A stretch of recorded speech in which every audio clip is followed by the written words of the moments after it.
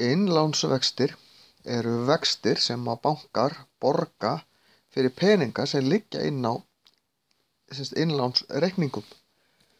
Ef að ég legg 5.000 krónur inn á innlánsreikning, þá hefur þessi reikningur einhver ákveðna vexti og við skulum gefa okkur að hann hafi 2% vexti.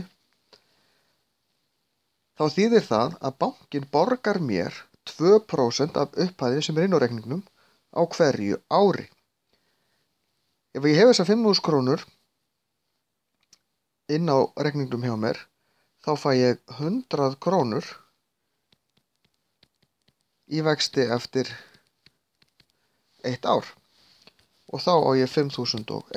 Ef ég geymi hann svo í annað ár, þá fæ ég 102 krónur því að 100 krónurnar sem ég fekk í vexti hérna fyrra árið, þær telja líka seinna árið. Síðan eru til reikningar þar sem eru lagðir inn vextir í hverjum einasta mánuði, en þá þarf maður að taka vextir og deila með 12 af því að það eru 12 mánuðir í árinu. Vextir á svona innlánsreikningum eru misháir eftir gerð reikningana. Stundum eru peningarnir bundnir í einhvern ákveðinn tíma, þá eru þeir hærri. Aðrir reikningar eru með hærri vexti eftir því sem maður setur hærri upphæðinn og svo framvegis.